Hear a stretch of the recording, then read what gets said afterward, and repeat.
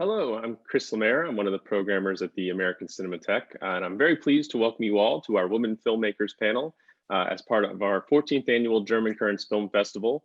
Our panel today is entitled The State of the Industry, a Transatlantic Dialogue, and features some incredibly talented filmmakers and will be moderated by HFPA Vice President Helen Hoehne. Before we start, I just want to thank our partners at the Goethe-Institut of Los Angeles who've made this entire festival possible. We're very proud of the virtual selection that we've programmed with them. And in that, we currently have 10 films and 1 shorts program streaming on our Eventive platform through late this evening. So you still have a few hours to dive into the selection if you haven't yet. I also want to mention that our HFPA foreign language film series begins today. It includes 4 Golden Globe qualifying films that you can stream totally for free over the next week, plus a virtual panel with the 4 filmmakers on Saturday, the 21st. So go to our website, americancinematheque.com, where you can find out all the details, and there's still some time left to RSVP. Lastly, I want to direct your attention to the Zoom Q&A box at the bottom center of your screen. Please feel free to send in your questions for the panelists throughout the Q&A, and then in the last 10 minutes or so, Helen will get to as many of them as we can. Now, I'd like to introduce the director of the Goethe-Institut of Los Angeles, just to say a few words. Let's welcome Liane Heidenreich-Seleme.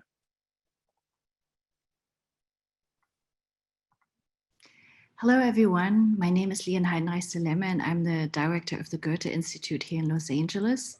I would also like to thank our co-presenters, the wonderful American Cinematheque, and all their staff without whom this festival would not have been possible. I also want to thank all of our amazing partners, the German Consulate General in Los Angeles, Friends of Goethe, the Hollywood Foreign Press Association, German Films, and our media partner, Deutsche Welle.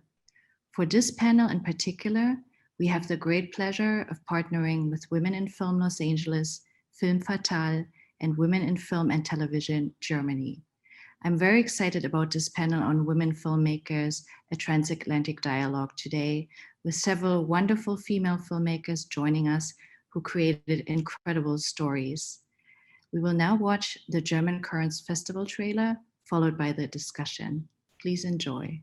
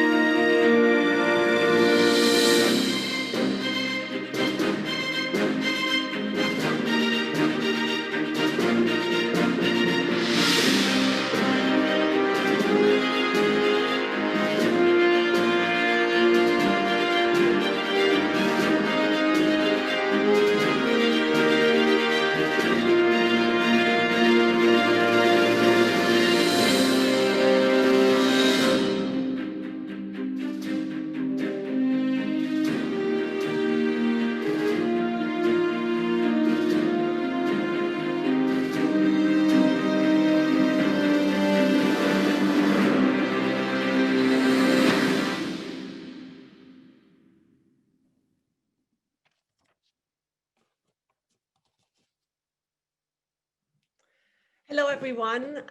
I'm Helen Hoehne, the Vice President of the Hollywood Foreign Press, and I am so thrilled to be here and moderate this panel, which I'm very excited about. I would like to introduce the filmmakers who are with us today. Let's start with the ones who are joining us from Germany. Daphne Charizani, who wrote and directed the drama Sisters Apart, a story which centers on a young German soldier's desperate search for her sister, a Kurdish fighter battling ISIS. The film premiered in this year's Perspectives on German Cinema stand at the Berlinale.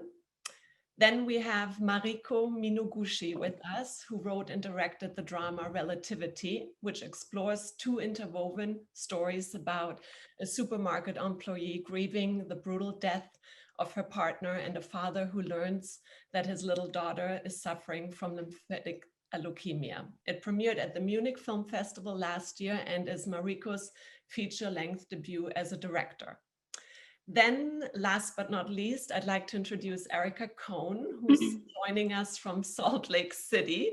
Erika directed and produced the documentary Belly of the Beast, which uncovers the injustices and illegal involuntary sterilizations in California's women's prison.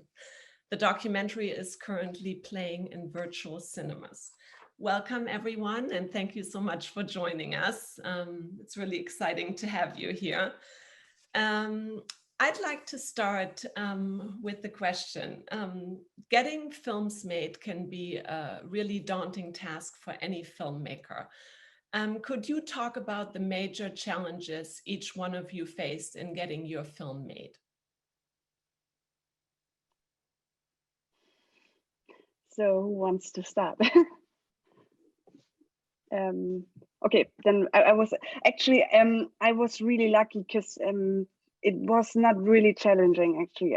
I don't know why, but at some point I finished the screenplay and I'm lucky because I'm working with my producers for 10 years now, and they are my best friends, and we always just wanted to make this movie happen, and so I didn't need to find producers, and then we found another company who were willing to found it or to buy the rights, Telepool, and then we got the government funding, and so it happened, and we couldn't believe it actually, that it was so easy. I mean, I think it was easy because we were together and we are friends, and it was so exciting every step of it.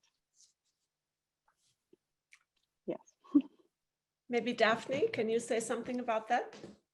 Yes, for me, the producer, I know him a long time before for my first film in the Berlinale. That was not the point, but really difficult was for us because it was 3 or 4 years before. I think now the things change, but on this time when we tried to finance the film, we had these discussions or questions. For example, I think more to my producer than to me directly, can she made a film about soldiers, German army, etc. And sometimes I got the feeling that, would you ask the German male director the same? I think this is not the same question. I thought perhaps if I would not have a soldier as a main character, but I don't know, a kindergarten teacher, it would have been easier, because it's more women-like or directing and all these soft skills. So it was a long way. Erika? Yeah, so I have spent the past decade examining the human rights abuses, including forced sterilization in California's women's prisons, as both a filmmaker and as a volunteer legal advocate, and have experienced the tremendous layers of secrecy and privacy that these institutions hide behind, which makes it incredibly difficult to uncover abuses of power and state-sponsored violence. So I definitely think that that was one of the challenges. And I think another challenge, in this decade-long process was the funding. I think initially in 2010, people really couldn't believe that the illegal coercive sterilizations were happening today, still happening today, and therefore couldn't really get behind a film that exposed the practice in prison, despite having hundreds of testimonials from people who had experienced this inside. And that changed dramatically after the Center for Investigative Reporting kind of released their series of articles starting in 2013, 2014, exposing the tubal ligations, essentially the sterilizations that were happening during labor and delivery during a very specific time period. And I think that both kind of behind the camera, you know, with the funding changing at that point, but also in front of the camera, Center for Investigative Reporting's work became a huge component of the film, and the reporter actually became a character in the film as well. All of you are wearing multiple hats. You're not just directors, you're writers, producers. Do you think that's what it takes to get a film made these days? Erika, you're nodding. I think, you know, in these longitudinal projects, especially these cinema verite documentaries, it definitely requires wearing multiple hats. I mean, I shot a lot of the footage at the very beginning. I was a music editor on the film. I do music editing, did a lot of the initial editing and some of the final additional editing. And of course, producing, fundraising. I feel like that's probably where most of my time goes, is fundraising for a particular project. And in this case, Belly of the Beast required a tremendous amount of fundraising instead of actually, you know, the creative process, so to speak. Daphne and Marika, you both wrote also your films. Did that help you in getting them made? Was that a bonus? I mean, I think for me, it was the only chance to direct it, because no one gives a first time director finished good screenplay. What I understand, but it's, yeah, so I had to write the screenplay, and then it was the only chance to direct it. And I think they would have preferred to do it with someone else, but I mean, that was like what I really didn't want to do. Yes, that's the same by me. It's these sort of films, mostly in Germany, you write yourself. It's really seldom that someone offers you a script in this field of art house movies. Yeah, especially if you're not that experienced yet, I guess. I was wondering, looking ahead, what impact do you think COVID-19 will have on the stories you decide to tell and your work as a filmmaker in general?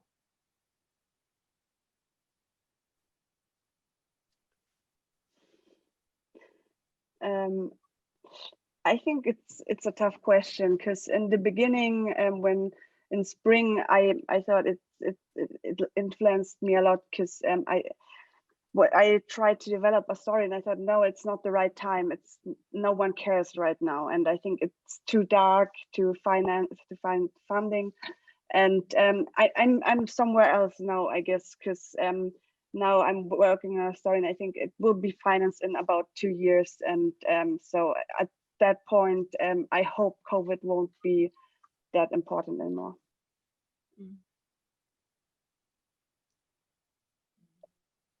Erika, Daphne, do you have anything to add to that?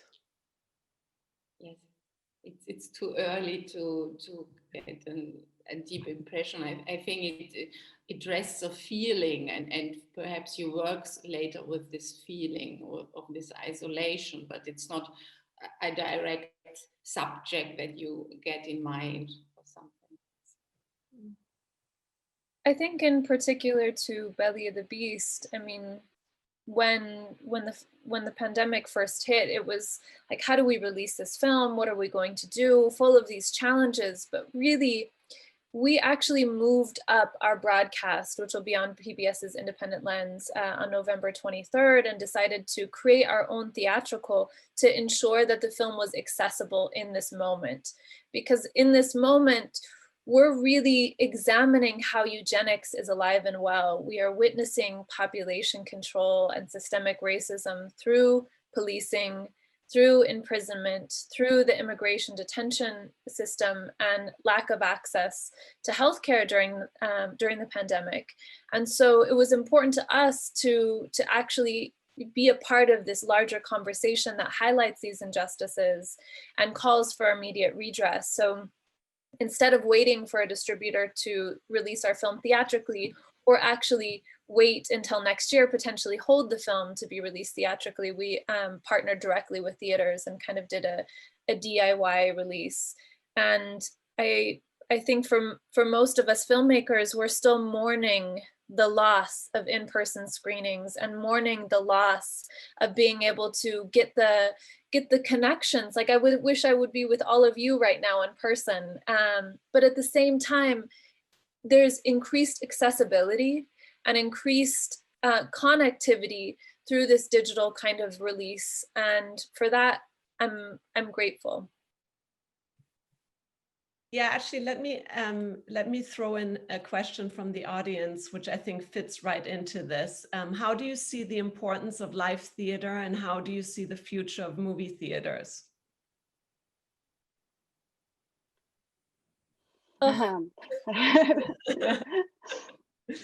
So yeah, there's some tears welling up in my eyes, but I mean, I'm optimistic because I love to go to the movies, and I will always do that. And I think right now, I really hope many people realize how important movies are. I mean, even if you watch them at home, it's a chance to escape your apartment and to travel to other places, to travel even to space, and to meet people. And yeah, so I mean, it's the best thing. So I hope that at some point people will go back outside and go to the movies. But on the other side, I mean, I think many cinemas won't last, and they have to close at some point.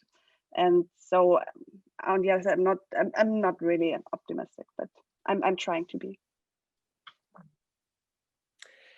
And since this is a women's panel, I'd like to ask you, and I'm really thrilled that we're all women on this panel here.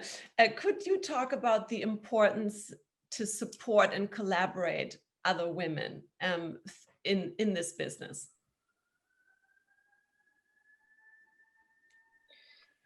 Yeah, we had an almost entirely all women identifying crew, and that was very important to me in the making of this film. And I also think it's really important that we are watching and supporting and uplifting other women filmmakers of color, and encouraging our colleagues to financially support, to watch when they come out, and to talk about those films. It's something that's very important to me, and I think to our industry at large.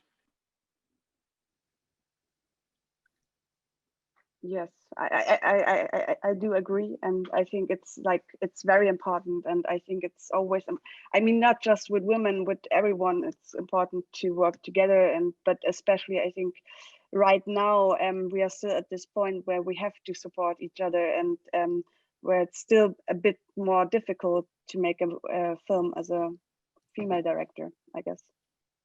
I hope this will be different at someday. What do you think are the major challenges as a female director? Because you just mentioned that.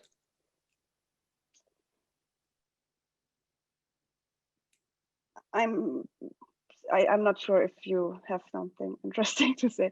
I mean, for me, I was lucky that I always worked with very young people and a lot of women. So I never had the feeling that it was a major topic for myself. But at some point I realized, especially when I was 19 or 20, when I started working on movie sets, it was weird to be a young girl, and I never felt yeah, I realized that you have to be very, very careful and to avoid some situations. And I did that, and so I was lucky, but I think a young woman shouldn't be in that situation. So and I think so a lot of young women do stop at this point, and don't continue making movies or working in the movie business. There's another audience question for Daphne and Marika. What kind of support is available to you from German institutions institutions for funding and making films? I started with the second ZDF, it's called, they have a program for young filmmakers, and this was, for example, my start, and they had also, now I'm further, but at the beginning it was for young directors. They have found in the foundings, they had a part for young directors, so that exists. It's not, but I mean, I think in Germany we are lucky that we have this government funding system. So we have like a funding system all over Germany in the different states and for the country. And but to get that, you need like a TV station, or you need a distributor for cinema. And so if you don't have anything at all, it's a bit challenging. We didn't have a TV station actually, but we sold the TV rights, so it was the same. So, but you do need it to get the fundings, I guess. Erika, how does the funding work in the US? I am so jealous of, of the government funding that's accessible in Germany. It's very challenging to get funds, especially to get funding for independent filmmaking in the United States. I mean, grants are few and far between, and they're very, very competitive.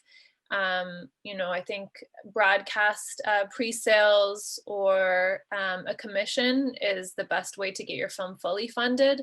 But in particular with Belly of the Beast, it was a combination of individual donations. We had a lot of fundraisers in people's homes, a combination of family foundations and film foundations, kind of social issue foundations that are aligned with the subject matter of the film grants. And then we were able to get a co-production with ITVS, which is kind of like the independent filmmaker branch of public television. What advice would you give young filmmakers who would like to follow into your footsteps and get into this business?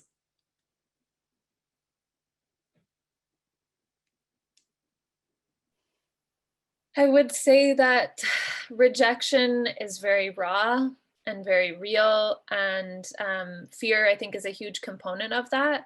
And our lives as creators, as artists, are just in constant turmoil, the ebbs and flows and the trials and tribulations, so many successes and so many failures.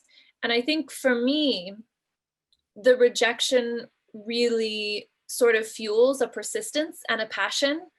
And my advice, I guess, is to feel really assured in who you are and the skills that you possess, the story you want to tell, and your goals for your future. And then don't take no for an answer. You know, moving forward, no matter how many times you have to hear no, just don't take no for an answer. I think I would say, I mean, just do it and find realistic goals, I guess, because I never thought in the beginning I want to direct a feature film. I always thought, oh, I would love to direct a short film. And then at some point I thought, oh yeah, I would love to direct another short film. And then at some point it felt like the next logical step to direct a feature film. And so yeah, it felt possible, or yeah, doable. Daphne, do you have any advice? I don't know. When you are perhaps in the process, for me it was good not to hear too much to the advisors. It's anybody how it takes. You know, female directors in Hollywood are still very underrepresented. Across the top, I think 1,300 films from 2007 to 2019, only 4.8% were female directors. Do you foresee any changes in the future, and what are your thoughts on that?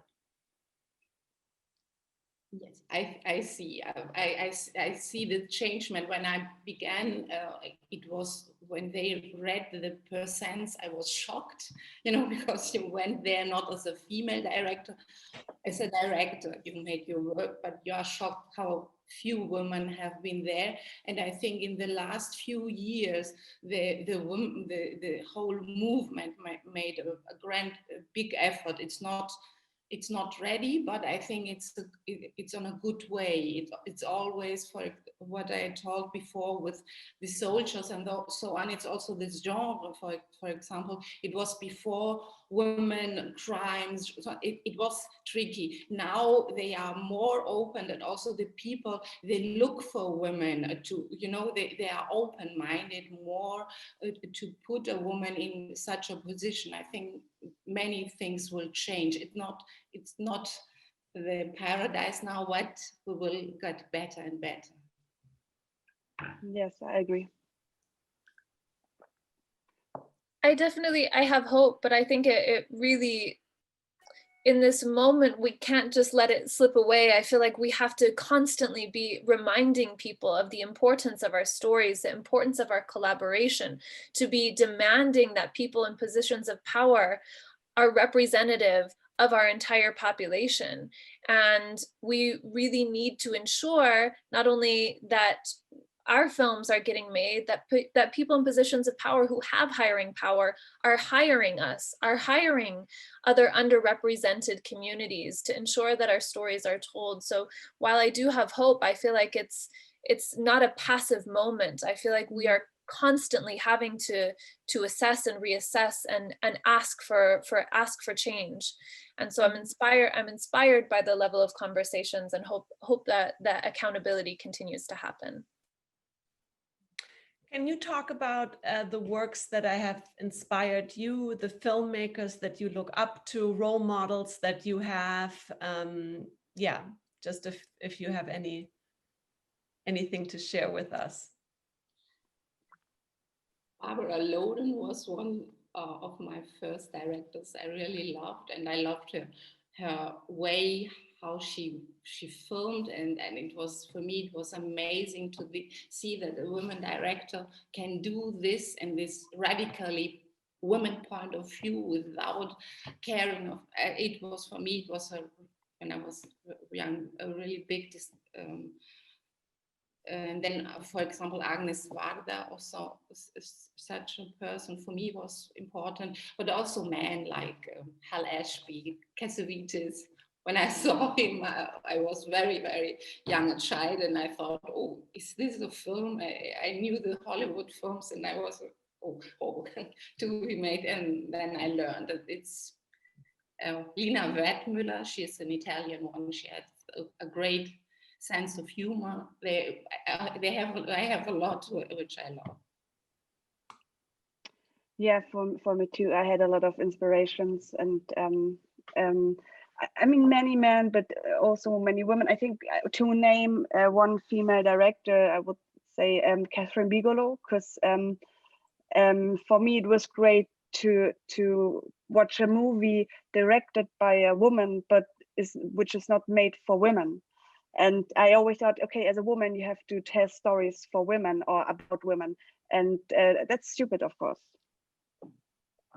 I think you are limiting yourself with it. If you want to tell a story about a woman, then you do it. But yeah, I don't want to be forced in that. Thank you for saying that too. I so agree with, we should be able to tell the stories we want to tell, and not put into certain boxes. For me, in my documentary work, I have really been inspired by Kim Longi-Nodo. Her films and kind of cinema verite style have really influenced my creative approach with cinema verite filmmaking. And I also would say that I have been so grateful for one of my mentors, Geraldine Dreyfus, who's been an executive producer on my past 3 feature-length documentaries. And I met her very young, when I was 15 years old. I grew up in Salt Lake City, where the Sundance Institute and Sundance Film Festival were. And so I kind of grew up with Sundance in my backyard, and had an opportunity to first experience documentary filmmaking and be mentored by the Sundance Institute. And I met Geraldine through that process. And to have an executive producer, to have a mentor who is an incredible filmmaker in her own right has been so invaluable for me. So I think mentorship has been really important. So how old were you when you started making movies? I was 15. Great. I was 15 and made a short film about my experience and my family growing up in a predominantly Mormon community, not being Mormon, and kind of in this teenage, like, angsty sociocultural religious alienation time, you know, what that experience was like, and also really kind of confronted intergenerational wounds within my family. And that was really like the spark, the catalyst for me to realize how impactful film could be, and how film is a platform to create change and as a catalyst for these really important discussions. So I decided that I would use this platform and this gift of storytelling to provide an opportunity for other stories to be told. Sounds great. I have a question for Daphne from the audience, which I'm also interested in when I saw the film. Is it true that the Bundeswehr soldiers are stationed in Kurdish Iraq training Kurdish women fighters in Iraq? Yes, that's true. I researched it. I have been there. Yes, it's yes. They are stationed in Erbil, but what I'm showing is in the beginning of the conflict, the Bundeswehr soldiers also went outside. Now, not so often, but they went outside to train this women or men also on the field, because they had no time to go to Erbil. This is a big city, and made all this training. So they went there, and this is the situation in the film. And Erika, you in your documentary, you really uncovered some outrageous truths. Do you know what the latest on this is? I mean, is this now outlawed? Is this still going on? Yeah, as you see in the film, 1,400 sterilizations were performed between 1997 and 2013. And since 2014, California is required to report the number of sterilizations performed each year and prove medical necessity around each procedure. And that's interesting to me, because medical necessity was the loophole that they were able to use in the first place to get around the illegality of these procedures. And you know, with reclassifying tubal ligations as medically necessary and blatantly lying to people inside prison and telling them they have cervical cancer or tumors, or you know, unbelievable cancer that's going to take care of take over their body, was what they used in the first place. So this medical necessity loophole is very interesting to me. Our team also sent Freedom of Information Act requests to dozens of states across the country. And we know of at least 8 other states that allow for sterilizations under certain conditions. But in speaking with other organizations across the nation that also work with people in women's prisons, we know that the sterilization abuse is happening, but we don't know to what degree, because of the levels of secrecy and privacy that these institutions hide behind. And I also want to note that this is not just a US issue. This is definitely a global issue. You know, we're seeing a lot of countries across the world pass reparations right now for their forced sterilization programs, both contemporary and throughout history. So I think that that's also just, although the film focuses on the United States, it's definitely a global issue. And Mariko, I was really impressed with the complexity of your film, because I can't imagine that was easy to write. How long did it take you to write this film? And did you have it all mapped out from an early point, or was it a work in progress? Actually, it was quite hard to write it, but more, I think, on a more emotionally, because I was really into the characters, and so I mean, every writer knows that you are very in the world when you write. I wrote it actually in 2 months, and I didn't map it out. I didn't write an expose or treatment. I just started to write it, and but I think before I had it in my head for a long time. So at some point it just clicked, and then I started writing, and then I couldn't stop. And so after 2 months, it was finished. And since we're here an international group, what would you like to ask each other?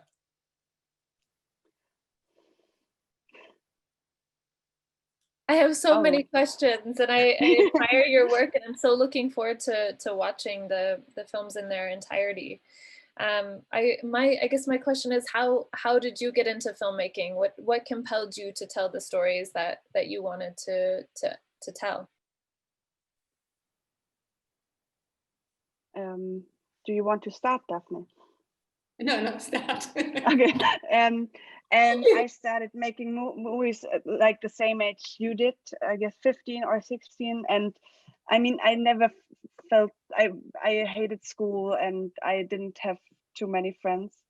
And so I never felt part of anything. So at some point, I got a video camera, and from this point on, I filmed everything, and I started to learn editing. And for the first time in my life, I had the feeling that I could belong somewhere, and there's something I really love, and school is not that important if you find something else.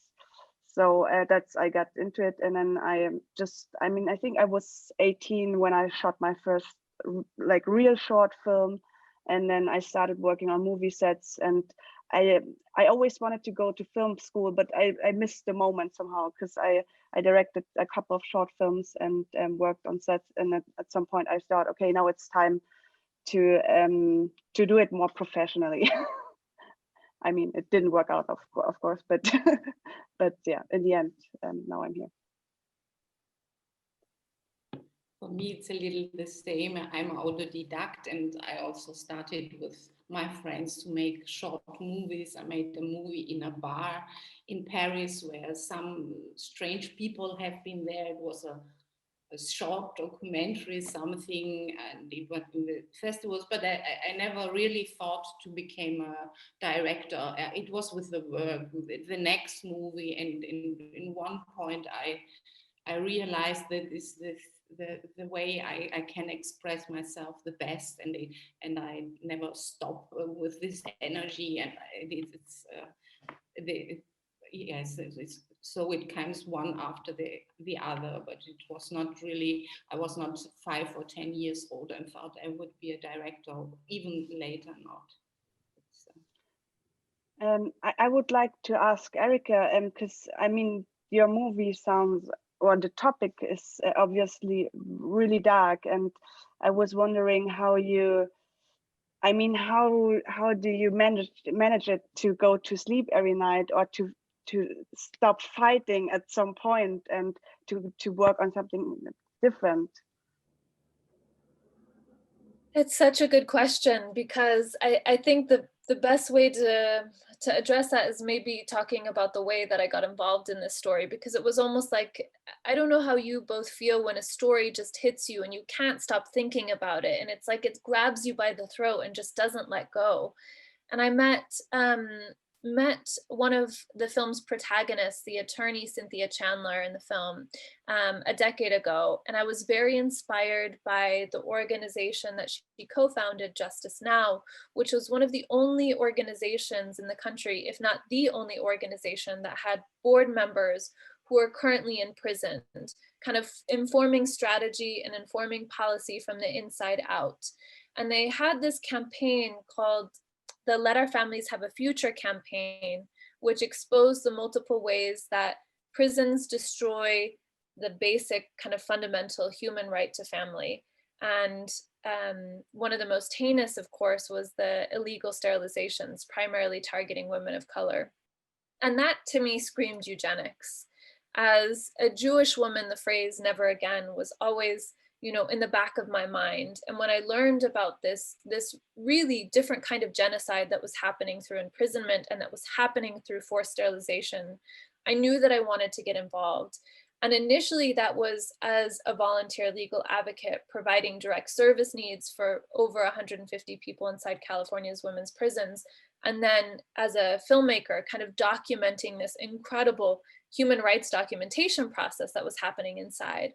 And so this film was always made in collaboration with people who are directly impacted. The main protagonist, Kelly Dillon, who is a sterilization survivor, was an advisor kind of behind the scenes in addition to being a main protagonist.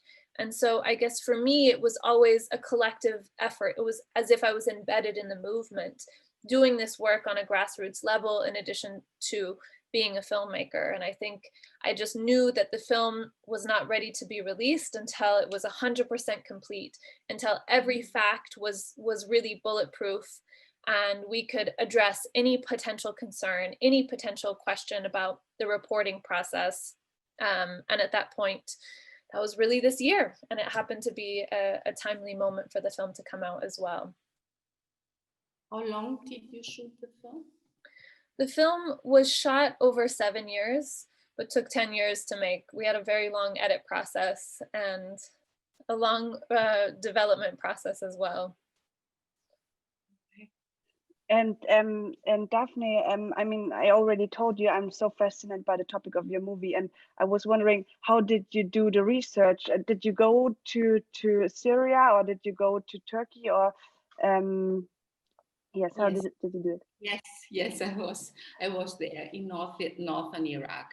I was, okay. And exactly, it's in the corner, it's the border, Syria, Turkey, Iraq, where this with the ISIS, the war happened. When were you there? Sorry. I was there when the war was not really finished, 2016, 17. I was 2 times there, and yes. And for how long? How long? No, well, I was for research of several 4 weeks, 3 weeks different, and I was 2 days for shooting for the film, because can't go there for security reasons. It was too tough. Wow. And may I ask you, you have a personal approach to the subject that you have? I mean, in the beginning of spring, I was I had a lot of time, like all of us, and I started to do to read a lot about Syria, and I had an idea for a series, and one character was part of the YPJ, so I did a lot of research, and I really got into the topic, and I was just mesmerized, actually. Why you stopped? I mean, I do have like the story in my on my desk, but I had the feeling, like I said before, that it doesn't feel like the right time for it. And I hope one day it will be. And I mean, we will be in touch maybe after the panel, so I would love to talk to you about it. Also there? You have been also no. there? Oh, yeah. No, I mean, I was really in the beginning. I just worked on an idea about 3 women whose lives are interconnected in the middle of in the Middle East. So, yeah. Before you no, it was. No, it was like 6 months ago in this spring. I started working. So.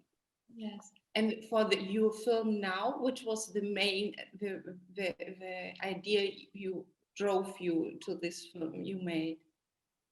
I mean, I think it was never just one idea, because for me it feels like a puzzle with all the pieces, and at some point it everything is falling into place. But I think for me, one conversation with my brother was really important, because he's a quantum physics.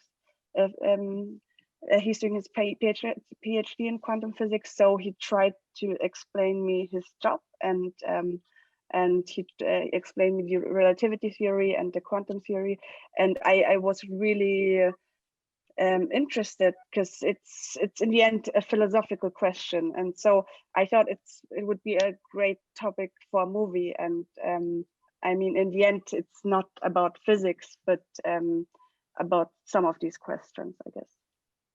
In the personal relationship.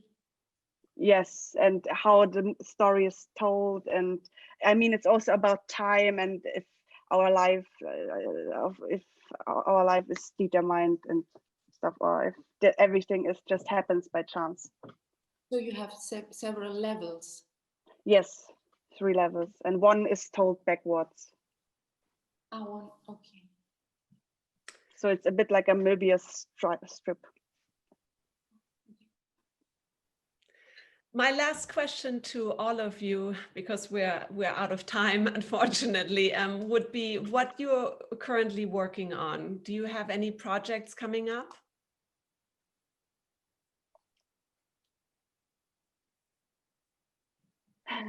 Okay, and then I will start.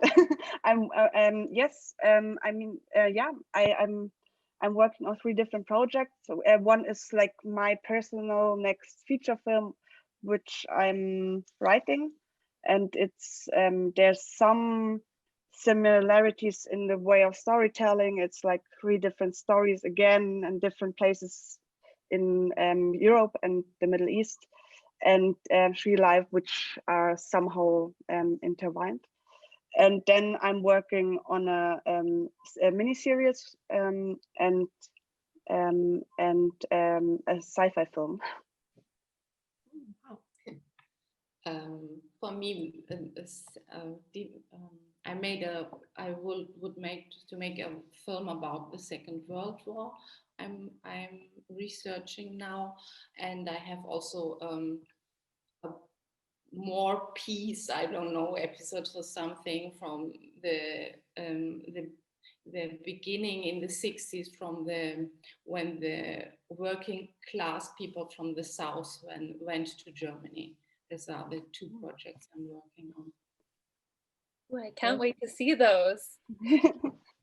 I just finished a short film, actually, talk about the process of filming during COVID, where the family who I was filming with actually took over filming and filmed the majority of their experience on their cell phone. And it's a family who had been experiencing homelessness for 15 years, and just at the outset of COVID, the pandemic, they secured housing for the first time. And so it's a parent's love letter to their children about what it means to have the security of home, but that really home is within, you know, a family structure. It's with the people that you love. Sounds great. I'm having goosebumps hearing the story. So. Yeah, I mean, that sounds great. Really, really, we can't wait to see more from all of you. It was a pleasure talking to all of you. Thank you so much for joining us. And I think I'm going to give it back to Chris. Thank you. Thank you very much. Yes. Daphne, Marco, Erika, and Helen, thank you for that wonderful conversation. And it was really nice and a great way to close out our festival. To our audience, I just want to say thank you for tuning in and for tuning in to all our panels throughout this festival. A reminder that the films are still streaming until late tonight into the early morning, so you still have some time to check out the films.